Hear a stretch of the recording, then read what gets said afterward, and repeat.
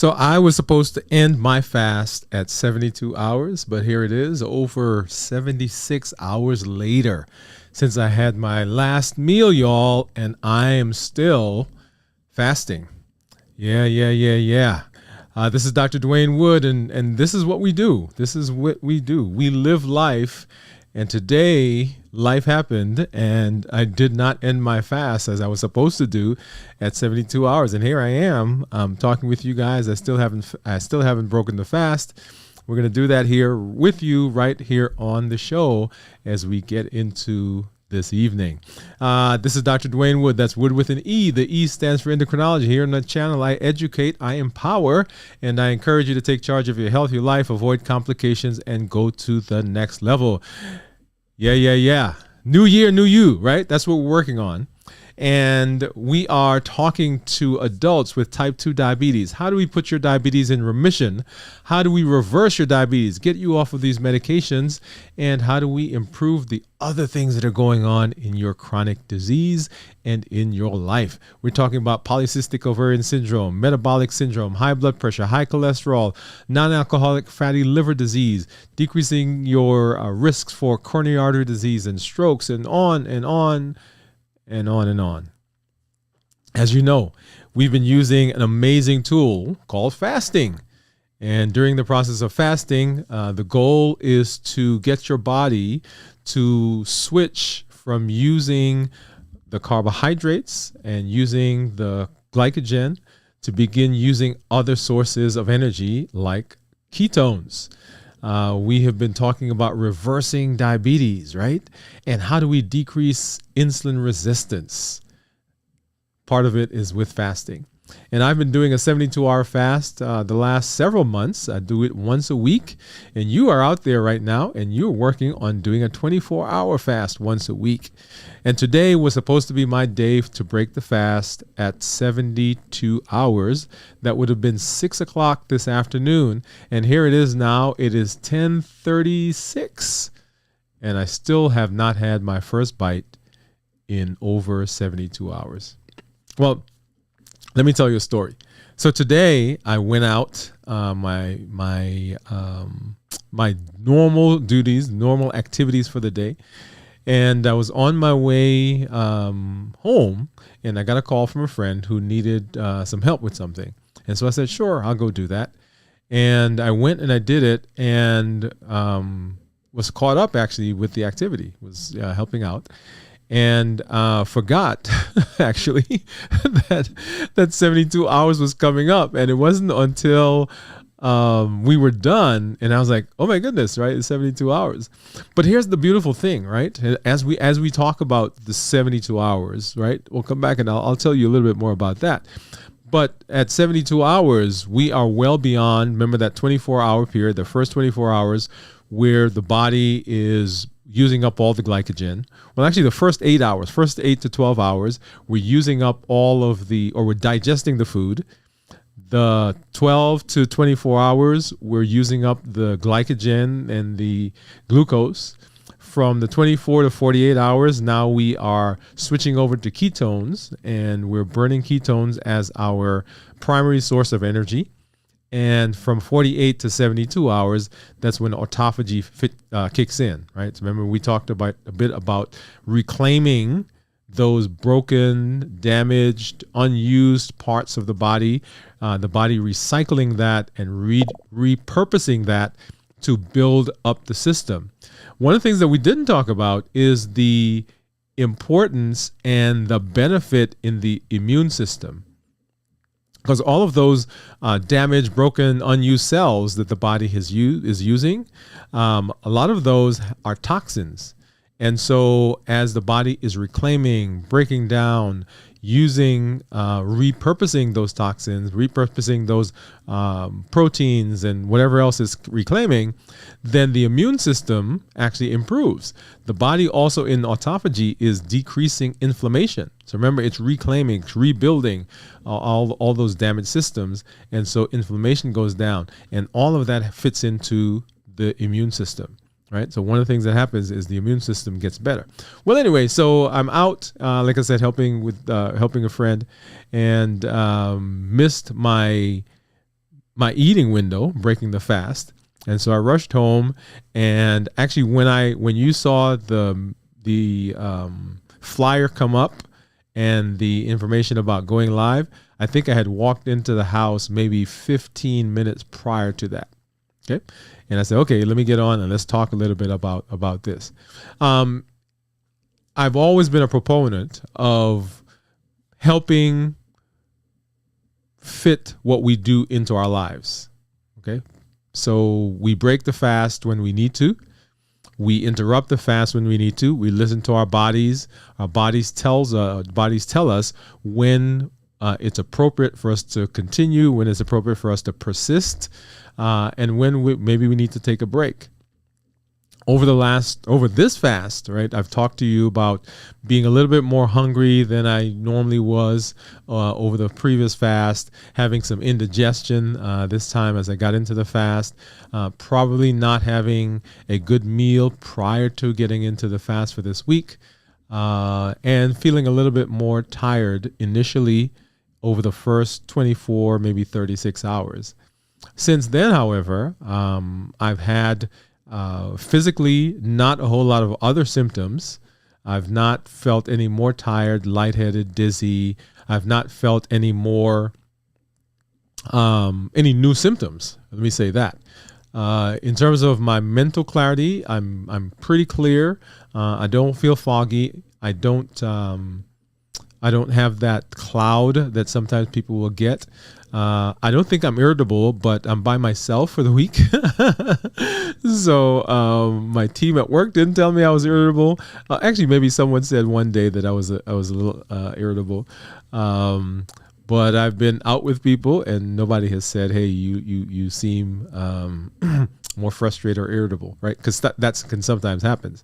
So that's my mental. Emotionally, I think this one has been a little bit more challenging because of those things that I mentioned there at the beginning of the show. That I came into this fast feeling a little bit more tired, a little bit more hungry, had a little bit more cravings, but that all kind of resolved over the course of that first 24, 36 maybe hours as we continued into the fast. So coming into today now, as I'm supposed to be breaking the fast, I was busy. Right, I was occupied. I was doing some other things during the morning. I had a meeting in the morning, and then I went. We have a function that's coming up tomorrow, so I was getting ready for that. And then I had some stuff to do at church, so I went to do that. And then another just kind of fun activity that I did this afternoon. And then as I was getting ready to come home, this friend called and said, "Hey, can you help out with this?" And I said, "Sure." So I went over, and it was fun, right? I was occupied, and so didn't even realize anything was going on, didn't feel any differently, and eating actually just kind of went out of my mind until after the function. I was like, "Oh my goodness, it's 2 hours post my eating time," and so here I am talking with you. I say that to say that life happens. Just like life sometimes will cause us to have to interrupt the fast, sometimes life happens and we push past that. As you're doing that, if that happens, we want to make sure that you're staying safe, right? That you're doing the things that are safe for you. Of course, I have my monitor, and we'll kind of take a look at what those numbers are so you can see exactly where I am. And let me pop over here really quickly, and so you can see that I've got all my stuff like we normally do. Right, got my meters, I've got my Dexcom, I've got my report that's going to come up here in a little bit that we'll look at, and we'll talk about what that is. Okay. All right, I do see some people. So Teresa says, "Hey, Dr. Wood, we missed you and hope that you are doing okay." Yes, Teresa, I am doing well. As I said, did not break the fast at my time, and so I'm coming on now and just kind of talking about what's going on. I see some folks over on Instagram. Welcome. Thanks for hanging out with us. Let's see, and some of these I don't know that I can. Actually, let me see. I don't know that I could bring those over from Instagram to my screen. But anyway, let's read. TJ86 says, "Hi, Dr. Wood. I hope that you're okay. We missed you." She said, "This is." Oh, okay. That's Teresa. So Teresa's over here and over there. Okay. And then Cox551 joined, said, "Do you think 76-hour fasting is doable and good for all people?" That is a very good question. Okay. Always, I preface my answers by saying, always want to make sure that you are talking with your healthcare provider, that you're in a group, that you're in a program, that you're seeing a coach, that you're with someone that can help you through any major changes that you're making in terms of diet, exercise, and so forth. Okay. So that being said, let's kind of walk through. I think anybody should be able to do intermittent fasting. So that's the 16-8, 18-4, whatever that is. Anyone should be able to do those. Anyone should be able to do a 24-hour fast without any significant issue, right? So that's simply not eating for 24 hours. And in our case, we're doing calorie fast, right? So all we're taking in is water. We've talked about unsweetened tea. We've talked about black coffee, right? So all of those, anyone should be able to do that. As we get into the longer fasts, right? So let me back up. Other people that should be cautious and should probably not undertake a fast are people who are pregnant. Pregnant women should not be doing fasting unless they're talking with their OB, and OB specifically says, "Hey, this is what I want you to do." Okay, so they shouldn't be fasting because they need the energy for the baby, for the growth, for the fetus, and so forth. People that should be cautious in terms of fasting are people who have eating disorders. So if you have an eating disorder, you need to make sure that you are connected with a healthcare provider and they are monitoring you. And it's not that you can't do a fast, but there are other emotional, psychological issues that come into play. That is, as people get into fast, sometimes there can be an obsession with the fasting. And so we want to make sure that emotionally and psychologically people are okay as they go into the fast. We talk here about type 2 diabetics, right? Adults with type 2 diabetes. We have not said anything about type 1 diabetics. Now, there is a huge caution that we sometimes give with type 1 diabetics because remember, type 1 diabetics are insulin requiring. They have to have insulin. So if we're fasting and in the process of fasting, our blood sugars are going down and we're having to drop our insulin, we can run into trouble if we are not careful. Okay. So that's my little plug there. And it's not, let me say this, and let me say this cautiously, it's not that type 1 diabetics cannot fast. All right. If you ever hear that, that's not true. It's that the fasting has to be very, very monitored and very carefully done under supervision and with careful evaluation. Okay. All right. So we said 24 hours. Everybody should be able to do that other than those caveats that I gave. As we get into the longer fast, 36 hours, then we want to make sure that that you are being done, it's being done under supervision, right? So type 2 diabetics, type 2 adults with diabetes, under supervision. 36 hours should be fine. The thing that has to happen is that we want to make sure that you are adjusting any medications that you're on if you're doing a longer fast. As we get into 48 hours, same thing, monitoring blood sugars as well. This week, in fact, I had several people that I told them in the office, hey, when you fast, the 24 hours when you fast, I want you to not take any of your insulin. These are type 2 diabetics, right? And this was based on where their blood sugars were, where their A1C was, what their trends were, right? And so I said to them, hey, on this day, so starting today, and we did it actually the day they were in the office, starting today, I want you to not take any insulin for the rest of today. Okay, into tomorrow. So that was a 24-hour. And so once again, supervision. 72 hours, once again, being very cautious. I think most people most type 2 diabetics should be able to go 72 hours without any trouble, given that they're adjusting their medication, right? That's the big thing. And then getting to a 76 hours, back to your question, Cox, I think, Cox 551, I think most, if not all, type 2 diabetics can probably do a 76-hour fast. Okay. We have the average person, and if you believe the studies and the statistics and the papers, the average person has about 100,000 calories in excess stored in their body. Or I shouldn't say in excess, 100,000 calories stored in their bodies.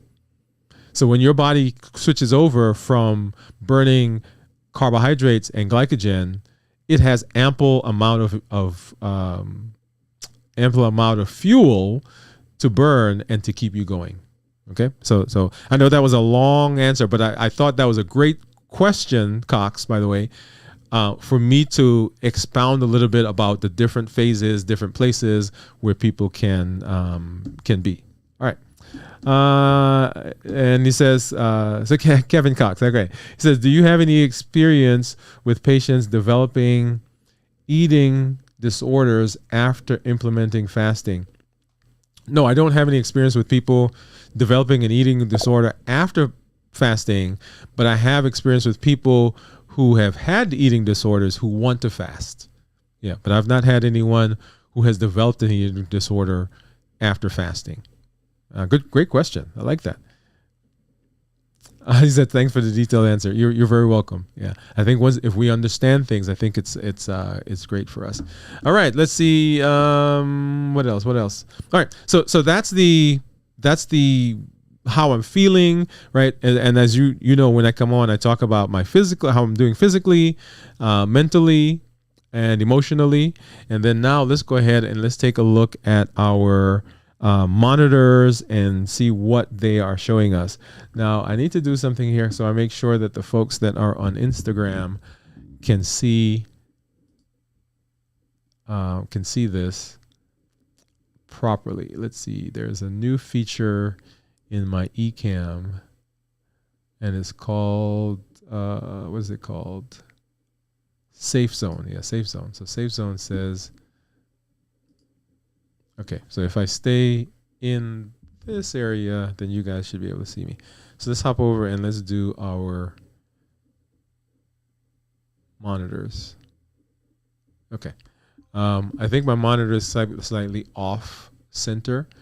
So I'm going to do something here real quick. I'm going to mess up my scene, but that's okay because I want you guys to see this. Actually, no, I'm not going to change it now. I'll change it later, right? I'll do that for you guys. But right now, you see my Dexcom says my blood sugar is 74, right? My Freestyle Libre says my blood sugar is 63. Now, I want you guys to also remember that this is over 76 hours. We're actually approaching 77 hours now of fasting. And so my blood sugar for the entirety of today has been below 70 according to my Libre. And if I go back to my Dexcom and take a look at that one, you'll see that I've been straddling 70, right, going below 70, slightly above 70 for most of today. And so I have not felt low, lightheaded, dizzy, or so forth. Okay. All right. So now let's take a look at our meters. And I think everybody should still be able to see that. Let me bring my mic over. All right. So let's get a glucose strip in my Keto Mojo. We'll get a glucose strip in my Contour.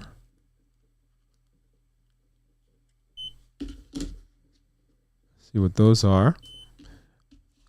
And I've got my Lansing device or Lancet. Actually, I think I just messed that one up. So hold on, I need to get the other one. Yeah, that's one of the problems with these Lancets, these new ones. If you're not careful, you can actually there's a spring in there that gets messed up. So, all right, so that's that. So let's go ahead and this is old school. Just get a poke right there, and we'll massage a drop of blood.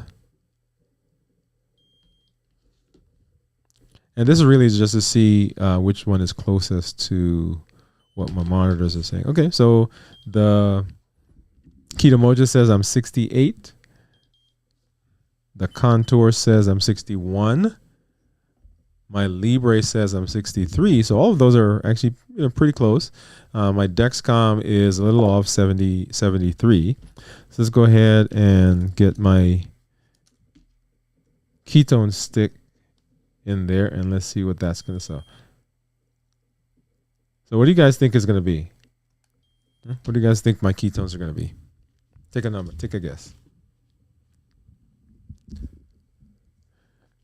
I'm saying like maybe 3.2.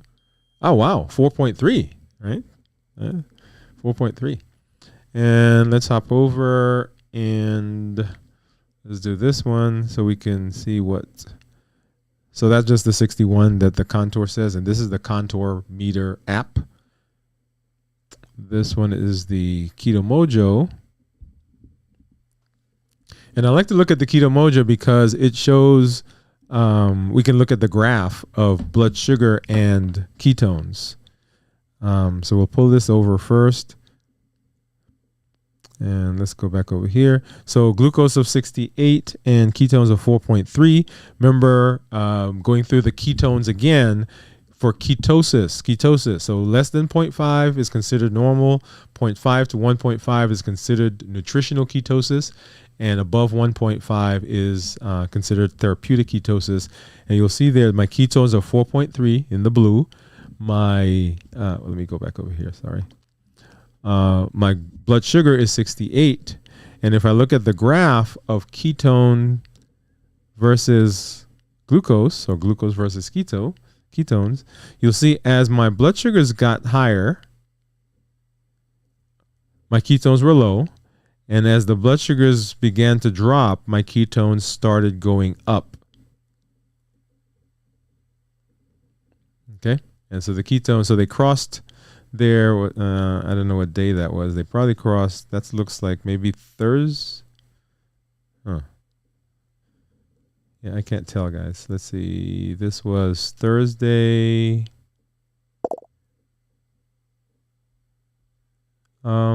Maybe Thursday afternoon. Yeah. And so that's what we want. We want ketones to be low. Sorry, ketones to be high, blood sugars to be low, and of course the GKI gives us a ratio of glucose to ketones, and right now it's 0.8, and we want that to be low as well. Okay, does that make sense? All right. So that's those are the numbers. Those are numbers. In a minute here, we're going to show you what my graph looks like on the Dexcom, but that's y'all. And what amazes me, right? And you should be asking this question yourself, is if I have not eaten for over 76 hours, what's the body currently running on? Right? And that's the question that sometimes people will ask. They say, wait a minute, I can't do 24 hours. I can't do 12 hours. And the answer is yes, you can. Right? As I said, that most of us have about 100,000 calories. That's 100,000 calories in our bodies. So when the body stops using glucose, when the glucose runs out, when the glycogen is gone, it switches just like one of those hybrid cars, right? So when gas is gone, or when you want to switch over, you go to the battery. And so there are parts of the body that love ketones. In fact, the brain and muscles like ketones more than they like sugar. So often at that 24 to 36 hour mark, when we switch over to burning ketones, people have better clarity of thought. Right? People say, "Oh, I feel better. I was hungry for the first, after about 18 hours, but then I switched over after 24 hours and I felt good." Right? So I'm clearer. One of the, well, I guess this is a great place to make this point. What is the difference between reducing calories and fasting? What's the difference between reducing calories and fasting in terms of how you feel and how the body works? Right? So that should be an interesting question, because theoretically, fasting is simply reducing calories, right? Just like if you say, hey, on a daily basis, I'm going to cut out 500 calories, because that's what they say. You cut out, and this is particularly for weight loss. I cut out 500 calories, and when I cut out 500 calories, then I get better weight loss. Well, let's compare them. So if I'm cutting out 500 calories per day, each day I'm still eating, so I'm still putting food in, and I'm having to keep track of did I do 500 this day? Did I miss it by 50 calories? Did I do 300? Hey, was that I don't know, was that salad or that bowl of pasta? Was it 300 calories or 500 calories? So I'm doing that every day. And during that process, I'm still putting food in and I'm eating carbohydrates. As you know, when carbohydrates go in, the blood sugars elevate.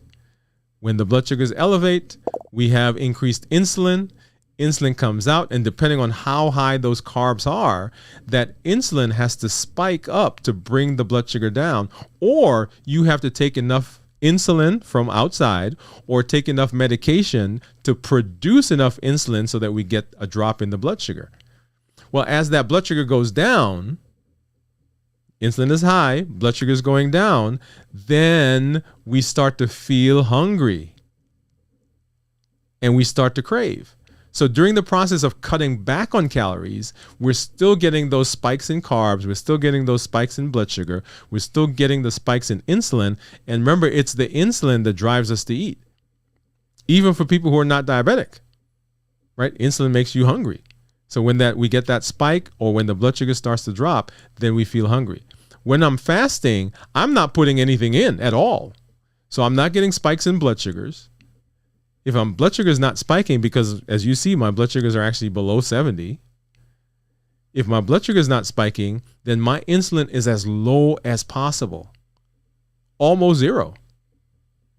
And if my insulin is low, that means I'm not having the cravings and I'm not being pushed to eat because of the physiology. So that's the benefit of fasting versus reducing calories, because in calories we're still getting those spikes. Does that make sense? Okay. There's another point I'm going to make here in just a minute. Let's see. Let's get back over to some questions. Kevin says, yeah, the Lancets are so small. Yes, Kevin, I love them. Right. So, I mean, let me see if I can pull this over. You probably can't see this, but this is tiny compared to what they used to be. I mean, they used to be like gigantic. But look at how tiny that one is. Yeah. Okay.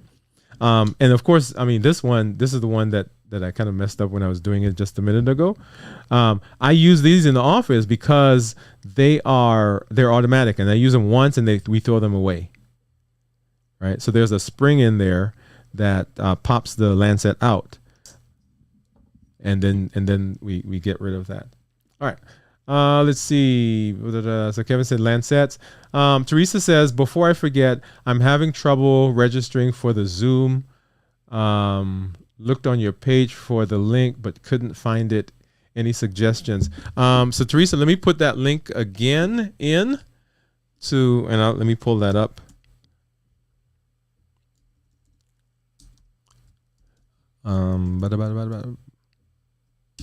Okay, so what Teresa's talking about, if you have not been on the live, I am having my first New Year, New You, my first New Year, New You Zoom get together, a Zoom hangout, and that's going to be on Thursday, this Thursday coming, and you get the benefit of coming and getting the link to register because you're here on the live.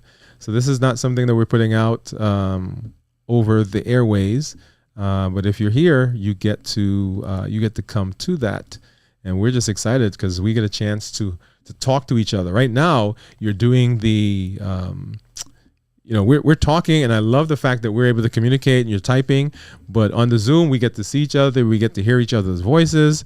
And that for me is going to be amazing. So let me put that in the, I think I got it. It should be showing up there in just a minute. Actually, let's see.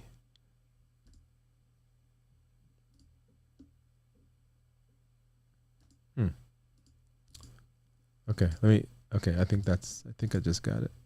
There we are. Okay, that should be coming out to you just a minute. Okay, there we are.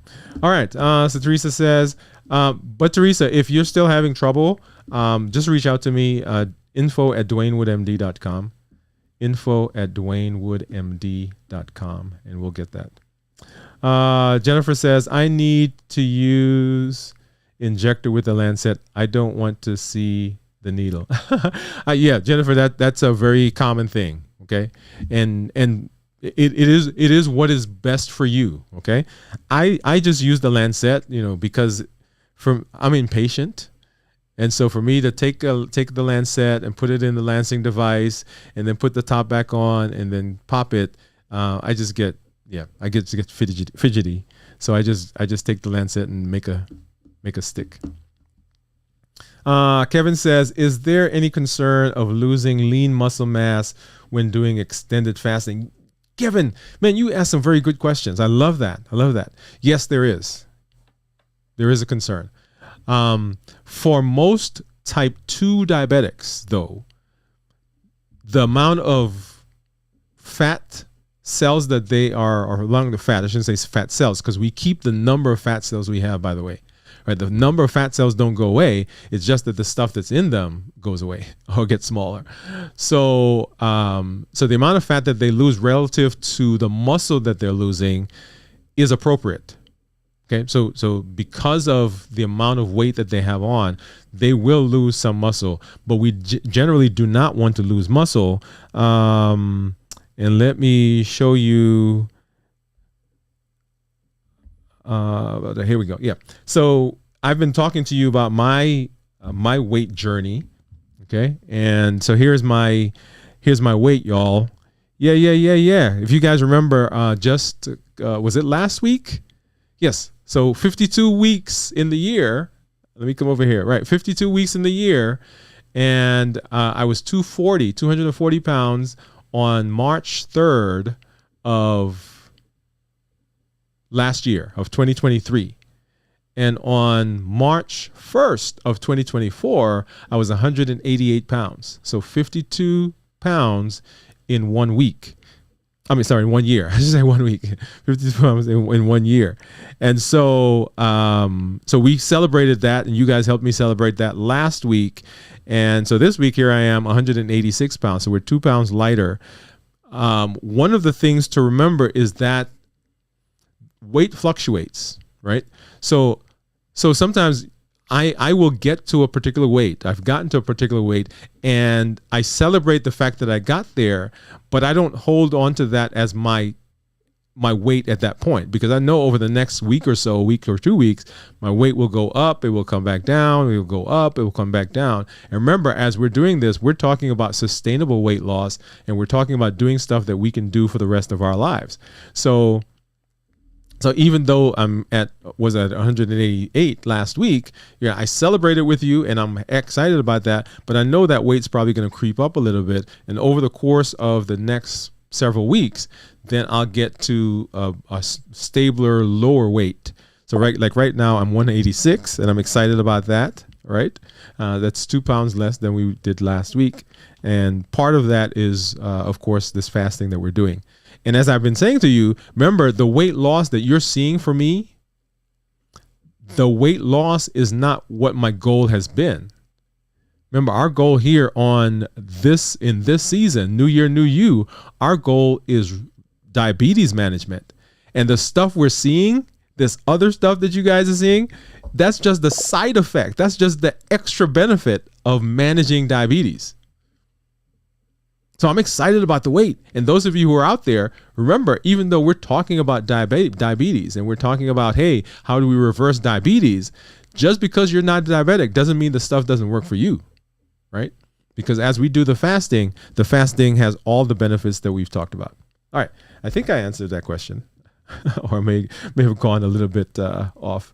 So yes, we are worried, and we want to make sure that we don't lose excessive muscle mass. The reason I was showing you this was this app, Fit Index, actually tracks all of that stuff. So let's see, what is one of the things I can show you? Let's do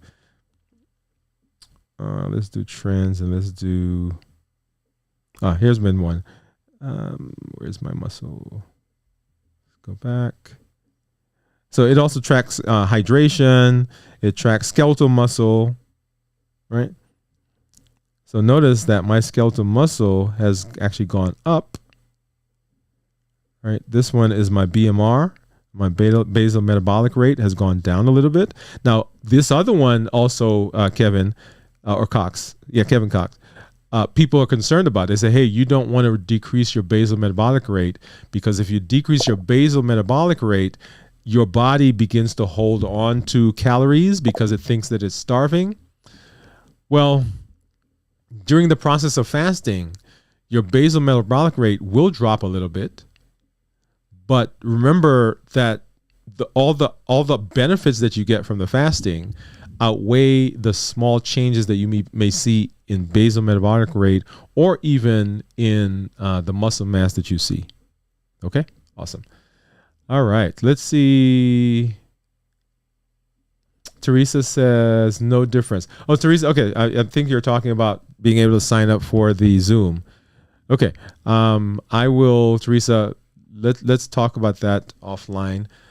Send me a message, and we can connect with each other and get that and get you connected. Okay. Kevin says fasting seems like a different way of calorie control. Right. So, and that's what I was saying. That on the surface, it seems like, yes, the only benefit that you get from fasting is the decrease in calories. Just like someone who says, hey, I'm going to cut my calories by 500 calories per day. Okay. 5 times 7, right? That's true. But the other benefits that you get from the fasting is that you don't get the fluctuations. Remember, we eat, and we're forced to eat for several reasons. Those triggers, that model that we talked about, the HEAT model, habits, emotions, access, taste, right? Those are the things that drive us to eat. And so we minimize those when we're fasting. So yes, it seems like it's a good way to control calories, and you are correct that we control calories with it, but we also get those other benefits. Now, remember why we introduced fasting. We didn't introduce fasting because of the calories. We introduced fasting because it is a great way to manage insulin, right? So if we can decrease the insulin, and the insulin is the problem in diabetes. Blood sugars are just a consequence of dysfunction in the insulin. Kevin says, that's no small feat. Congratulations on the continued determination required to reach that accomplishment. Hey, man, thank you. Thank you. Appreciate you saying that.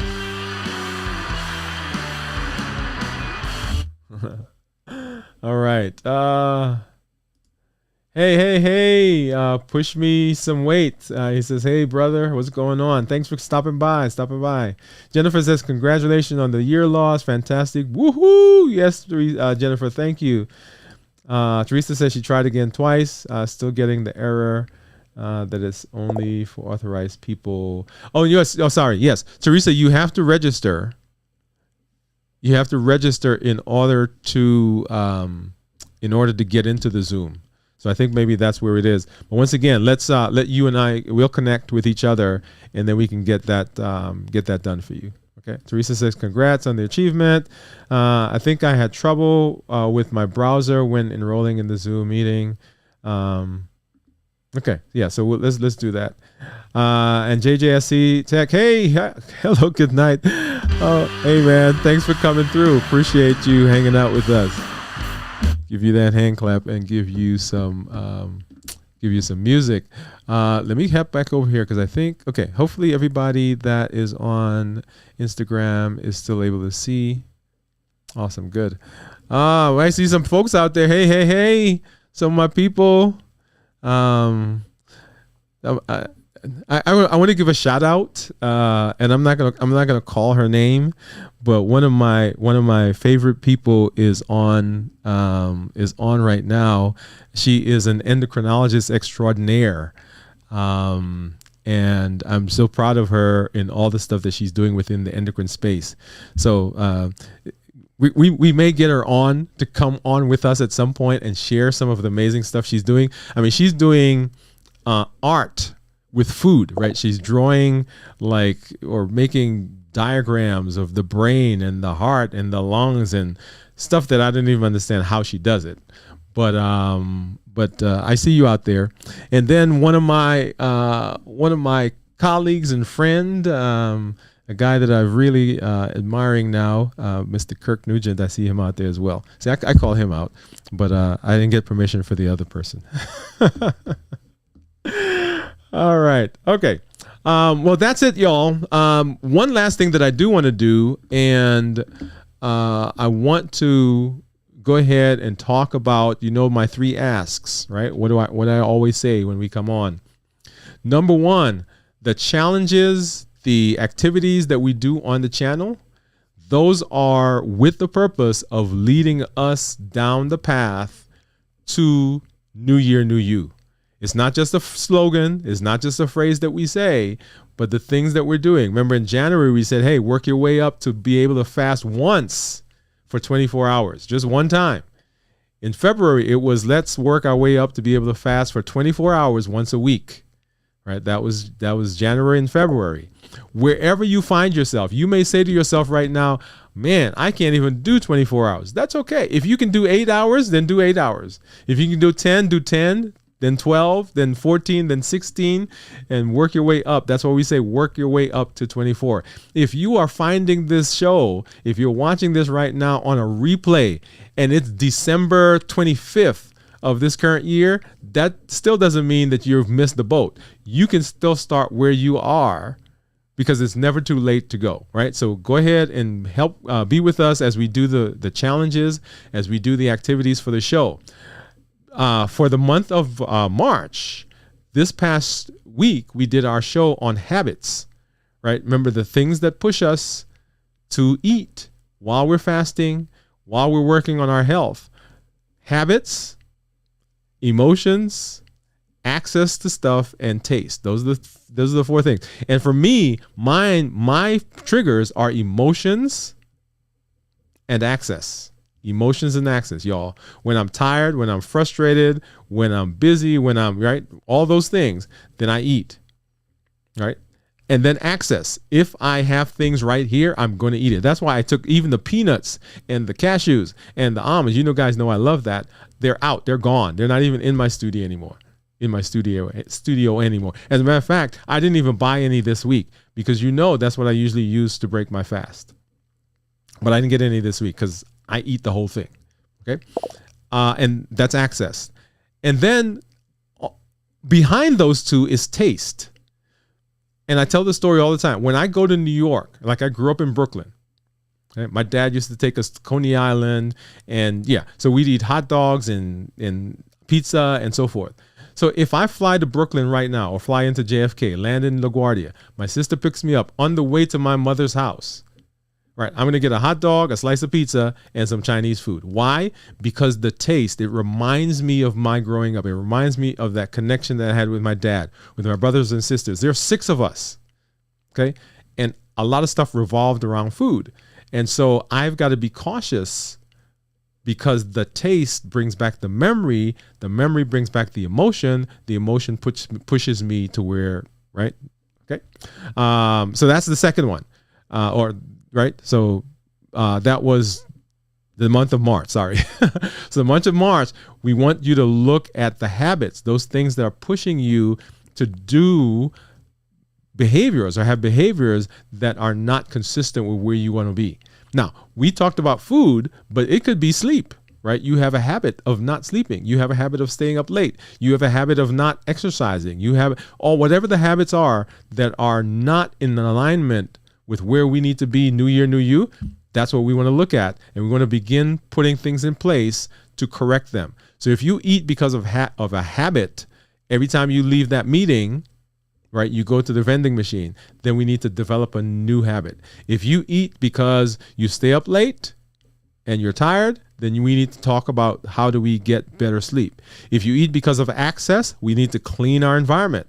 And if you eat because of taste, we need to figure out what is the taste doing for us? What is it reminding you of? What dopamine bursts are you getting from it?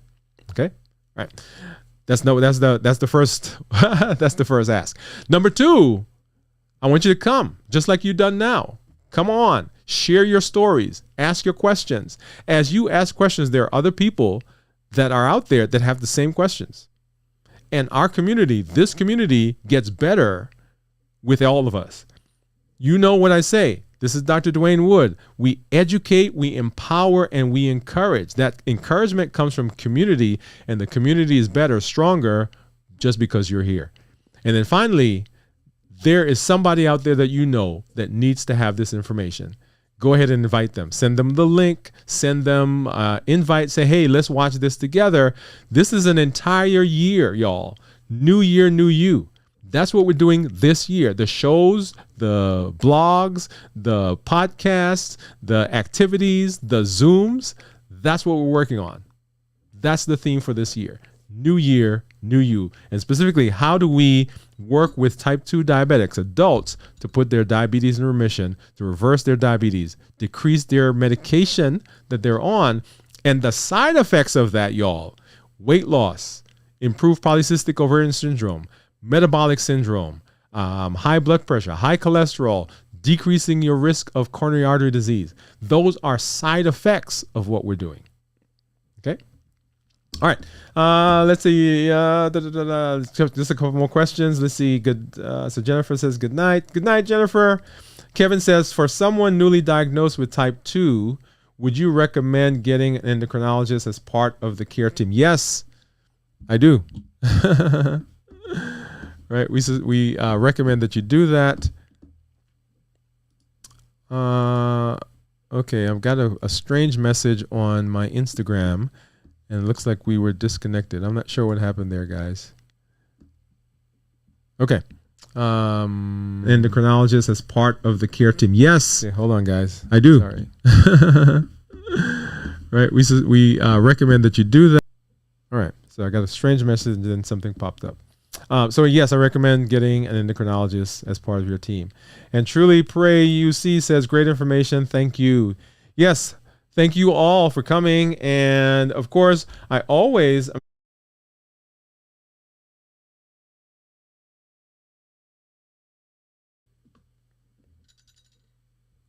right, bone broth is what I'm using.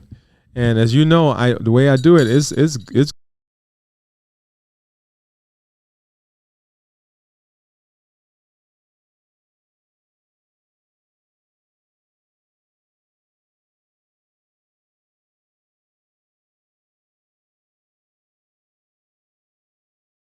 we will see you next week on our show. We'll see you at 7 o'clock Central on Monday for the show. And then we'll be going into our fast again on Wednesday of next week. And then Thursday is our first New Year, New You community hangout. That's Zoom. Jennifer, so Teresa, please make sure that you connect with me so we can get you signed up for that. The rest of you who are here, one of the benefits of being here, like somebody I know always says, benefits of being on the live is you get to come hang out with me on the Zoom. So please make sure that you are here. Make sure you register, get that link out of the chat, and we will see you then. As always, this is Dr. Dwayne Wood. That's Wood with an E. The E stands for endocrinology. Here on the channel, I educate, I empower, and I encourage you to take charge of your health and your life, avoid complications, and go to the next level. And in this year, y'all, new year, new you. Good night.